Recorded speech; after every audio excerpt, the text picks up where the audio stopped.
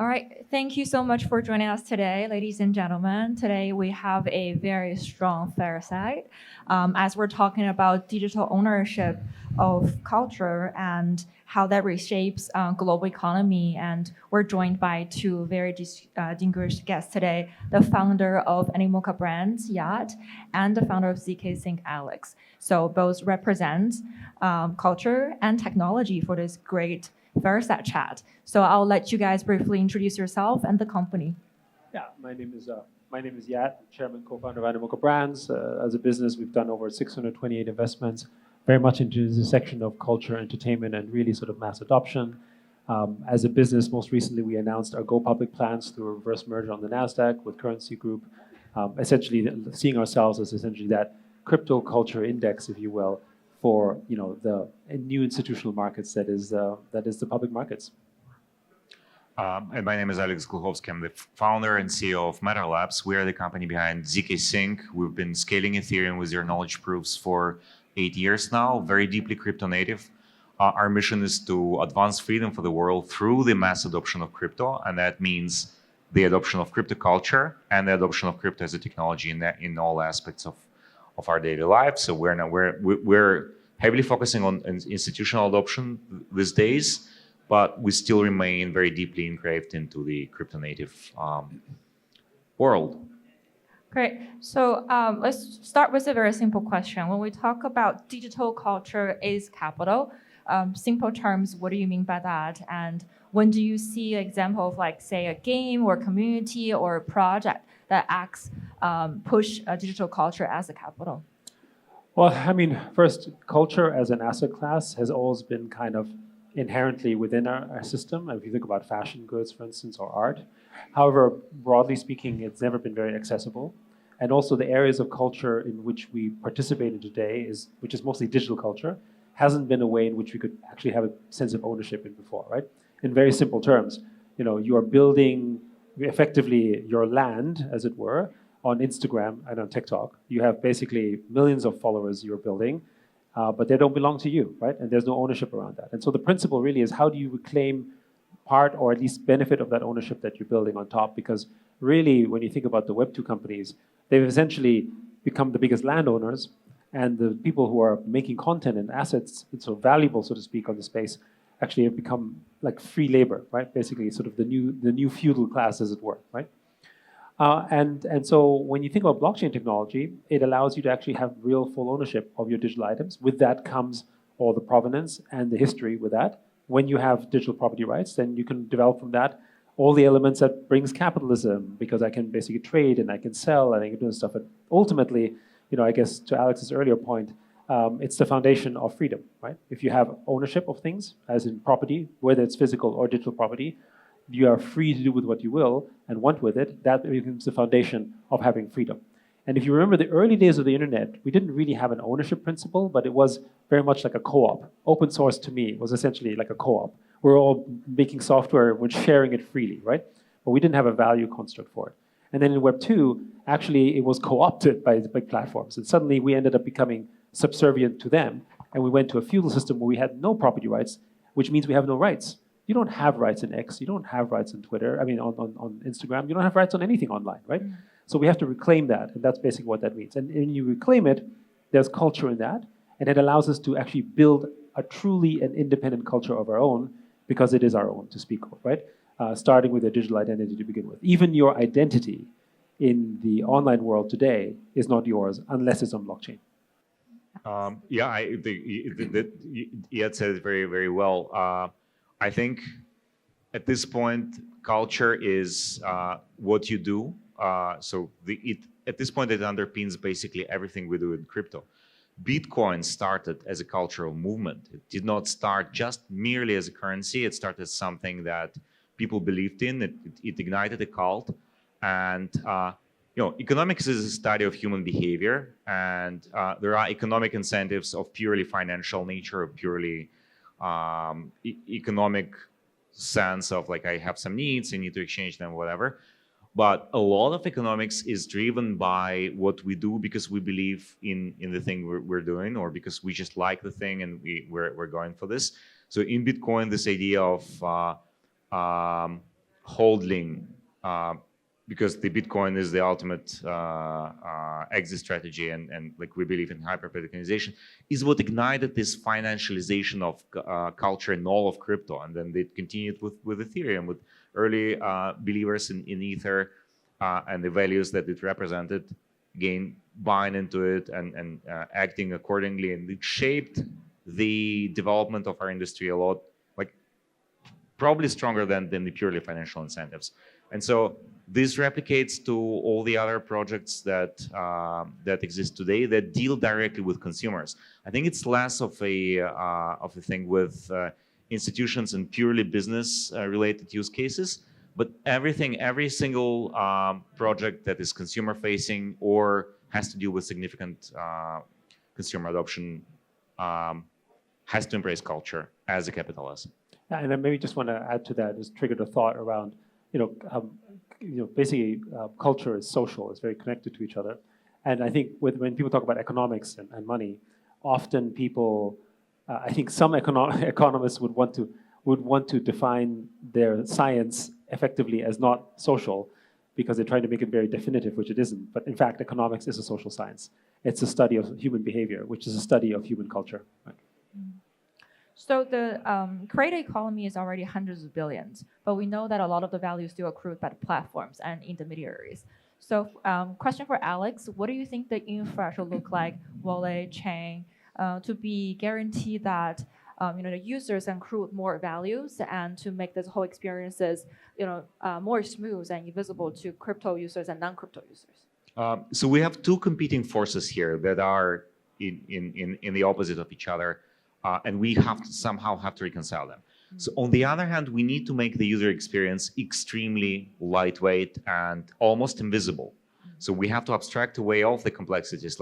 And we cannot speak of mass adoption if people have still to remember what is gas, if they have to hold some like special tokens to pay for this, if they have to manage their seed phrases, we can forget it. It's just not going to work. One of the things that brought me into Ethereum world after Bitcoin, after being somewhat disillusioned with Bitcoin in 10 years ago, was the ability of smart contracts on Ethereum to abstract away the complexities of user experience and the connected issues of security. Because if things are not convenient, people won't be able to manage them securely, and they just won't get to adoption. So that's on the one hand. So the ultimate crypto experience is having no crypto experience at all. So you just have your bank, you have your applications, you connect with whatever existing means of connection you have, and it just works. One click, everything just works.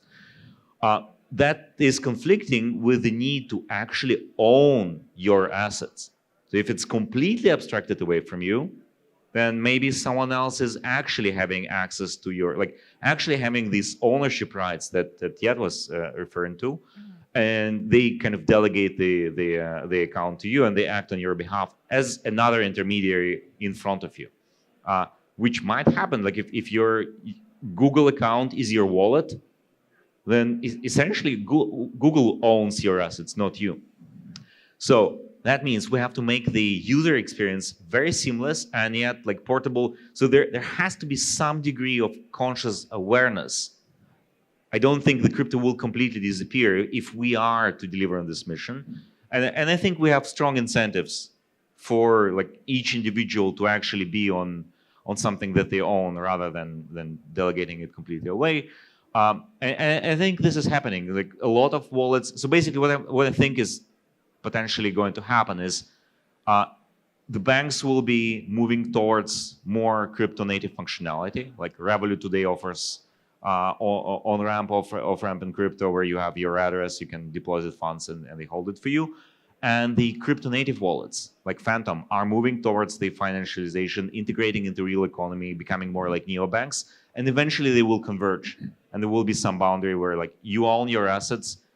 They're super portable. You can back it up and move funds out if anytime you want, but you still have the convenient functionality. So you need to get these both things.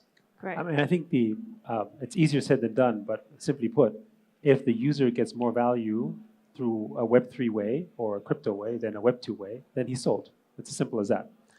What does that mean, right? So for instance, an example in gaming, right? You have skin trading, right? And CSGO is a centralized platform, but people are basically able to trade skins. And at one point, the market cap was 6 or 7 billion. And then the centralized platform, being Steam involved, basically changed the rules, and it collapsed down to 1 or 2 billion because they didn't like what was going on there. And basically, people lost $3-4 billion of value. And everyone's thinking, how do I make sure that that doesn't happen to me? Because I literally just lost a lot of money, right? That's kind of one pathway. Today, creators already don't make money on those platforms. There's no musician in the world that makes money on Spotify, right?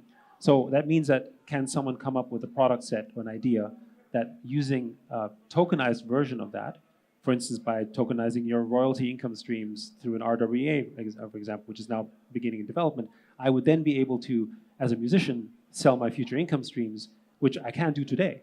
And maybe that's better than me just giving my entire music rights over to basically Spotify, for example, or Netflix. I mean, I was talking to, heard from the sort of creators of both Squid Game and K-pop Demon Hunters, which are basically, billion-dollar franchises at this point for Netflix.